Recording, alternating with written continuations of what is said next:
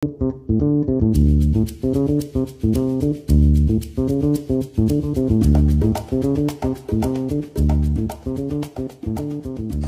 Vija!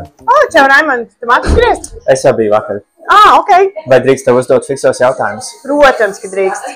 Iesākot dienu, kafiju vai tēju? Zini, neviens no otrs, karsts citronūdens un selerijas sula.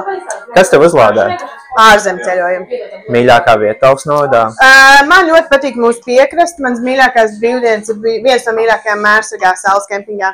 Kad tu pēdējo reizi kārtīgi izdejojies? Mums bija ar meitenēm teambuilding pasākums Rīgā oktobrī, tad laikam arī vienā no naktsklubiem līdz rīta gaismai. Mīļākais bērnības ēdiens? Pārāk pankūks. Ko tu teikt savam 18-gadīgajam es? Nekritizē sevi. Ko nozīmē labs darbs tavā izpratnē? Tas ir plānots darbs ar labu plānu un uz rezultātu orientēts, bez liekām darbībām. Pilsēta vai lauki? Līdz 35 bija noteikti pilsēta, pēc 35 lauki. Politiķiem drīkst būt kļūdas? Jā, protams, jebkurš cilvēks var kļūdīties. 3 lietas, ko tu gribētu panākt nākamajos 4 gados? Tās būtu noteikti jaunas dzīvesvietas, papildināt nekustamo īpašumu fondu, uzņēmēju darbību, palīdzēt jauniem uzņēmējiem attīstīties un iesākt darbu, plus attīstīt piekrasti. Mums vajag lietas, ko darīt piekrastē. Paldies, Ieva! Tiekamies vēlēšanās 7. jūnijā. Paldies, Raimond! Atā!